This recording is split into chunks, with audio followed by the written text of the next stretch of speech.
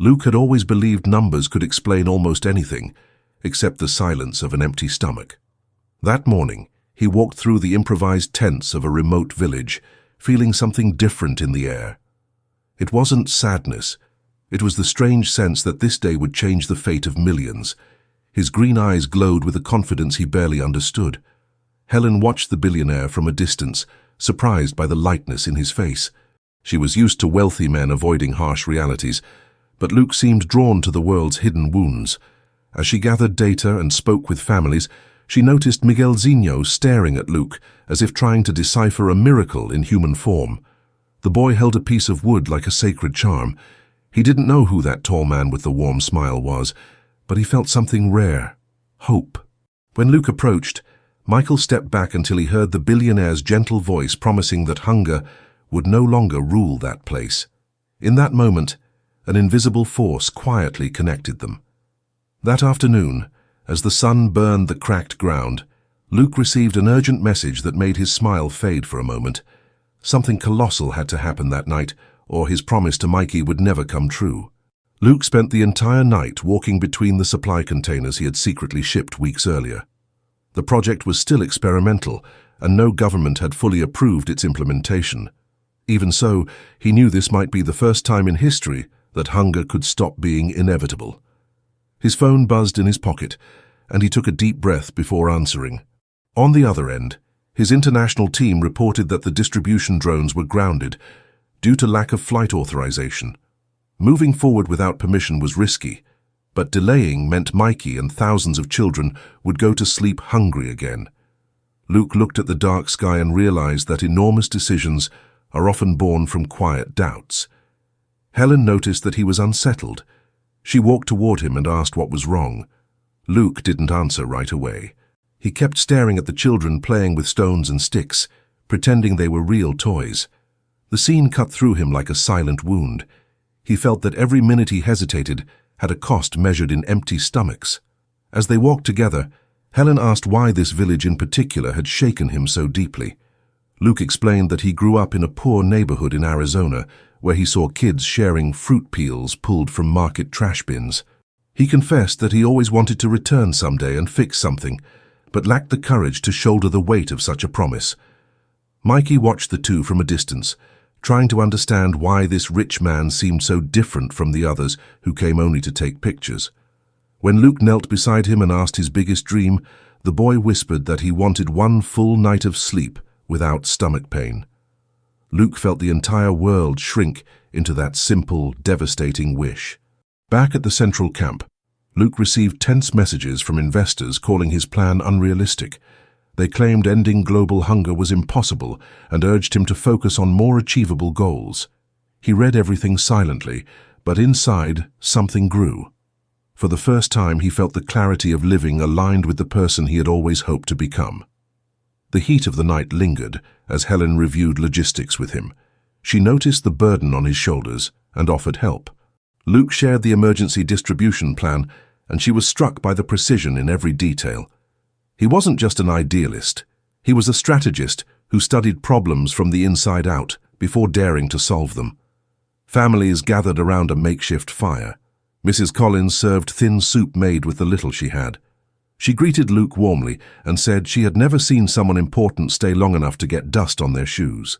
Luke laughed and sat beside her, asking to hear more about the community's struggles and the promises that had failed them. Mrs. Collins told him that countless leaders had passed through with big speeches, only to vanish a few days later. Luke felt a sting of shame at the thought. He didn't want to be another name in a forgotten list. He wanted to be the turning point that erased years of suffering.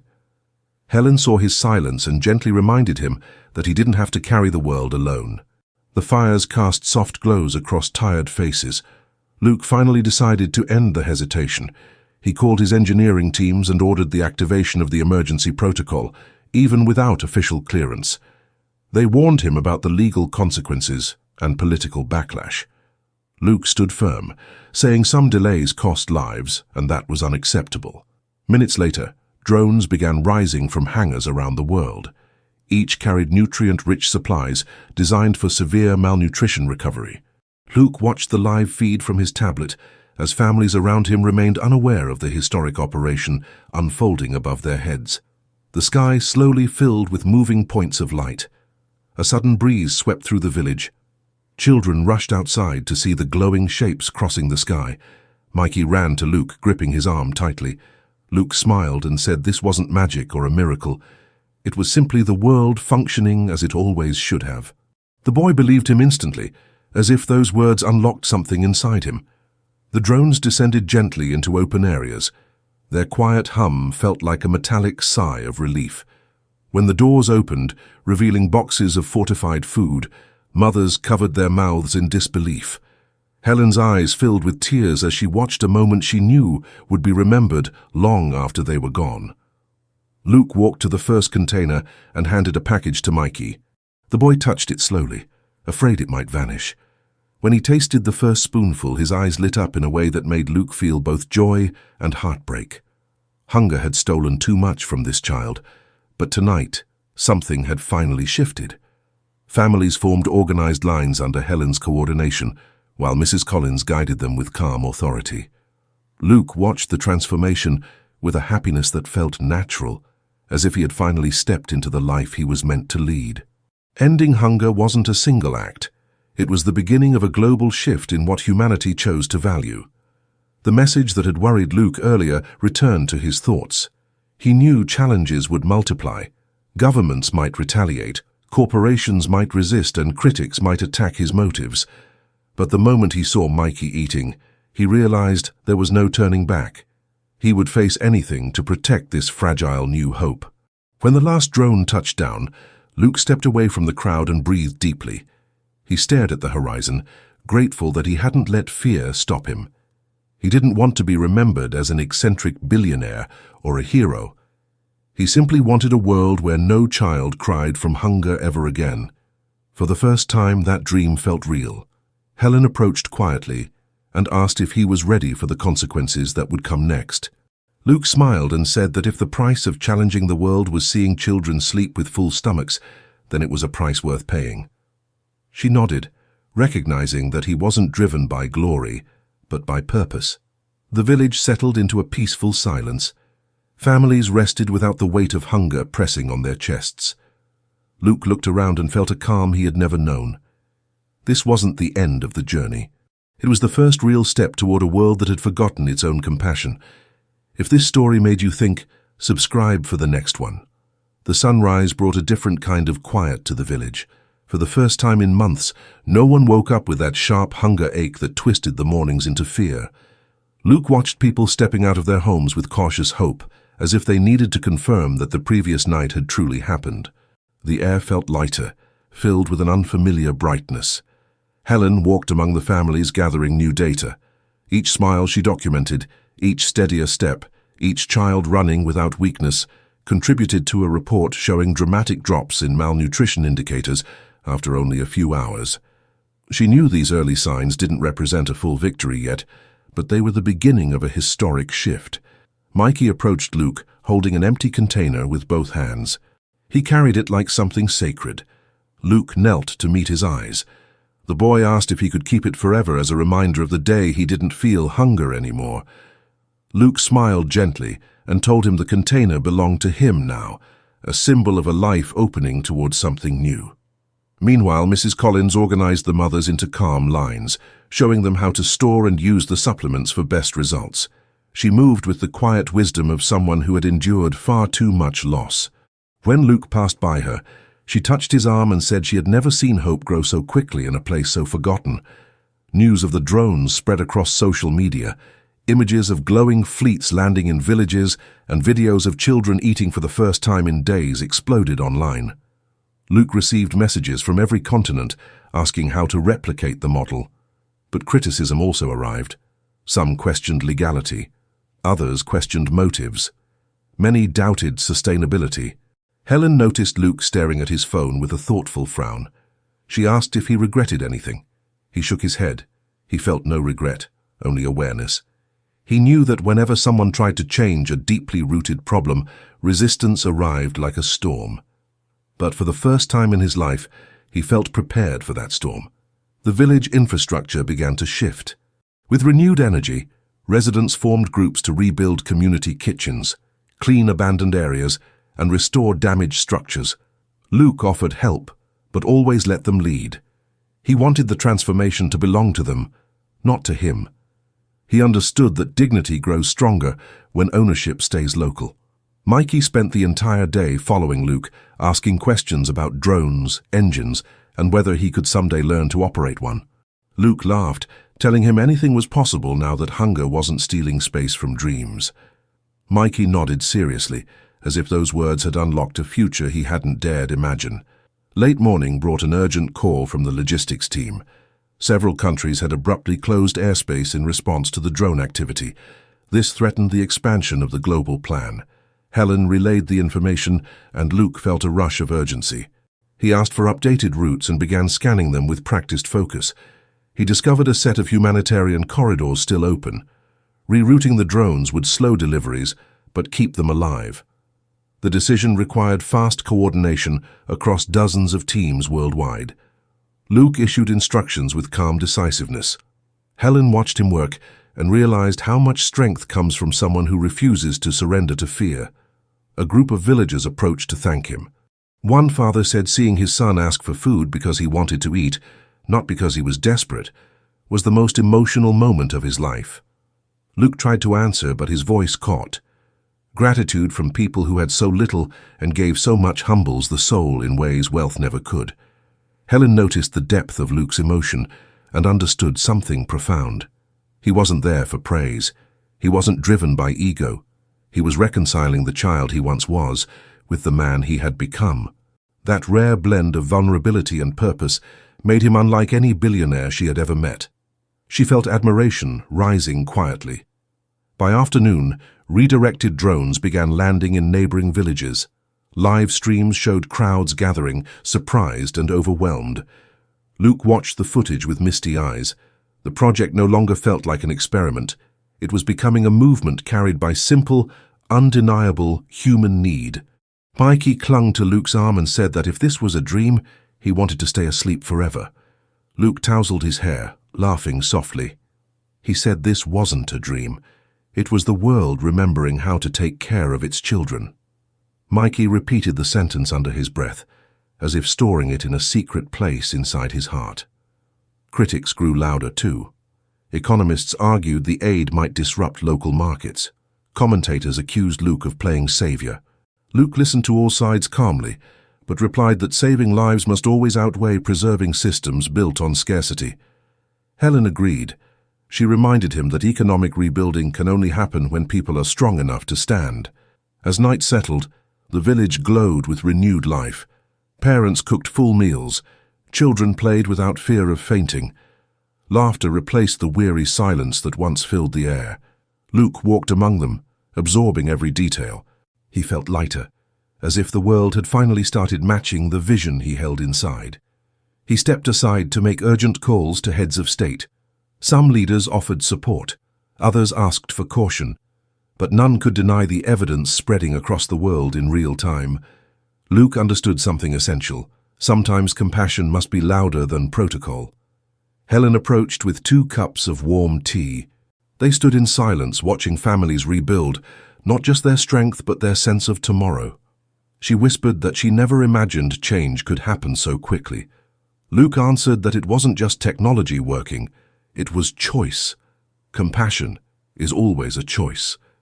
Before sleeping, Luke found Mikey dozing beside Mrs. Collins. He covered the boy with a thin blanket and lingered for a moment. Tomorrow's battles would be many, but tonight was a victory no force could erase. He walked away carrying a quiet certainty that purpose once awakened becomes impossible to silence. If this story inspired you, share it with someone who needs hope. The third day began with a tension Luke could feel before he even opened his eyes. Reports from across the world showed several governments pushing to restrict independent humanitarian drone flights. They argued that no billionaire should have the power to shift global hunger policies alone. But in the village, no one knew about these political storms. They only knew they had woken up fed. Luke scrolled through the reports quietly. He expected resistance eventually, but the speed and force of it surprised him. Helen noticed the heaviness in his eyes and asked what the situation was. He handed her the tablet and she understood instantly. Power never moves without shaking the ground beneath it. She told him they would find a way through. Mikey, unaware of the turmoil, played with other children using empty supplement boxes as spaceships. Luke watched him imagining entire universes now that hunger wasn't swallowing his energy. It struck him that imagination returning was the strongest proof that something extraordinary had begun. The world had underestimated the power of a full stomach. Mrs. Collins approached Luke with her calm, steady presence. She said she could tell from his face that something heavy was happening, but she also reminded him that hope was already planted. No law or politician could undo what the village had felt these past days. Her words grounded him, reminding him why he couldn't slow down now.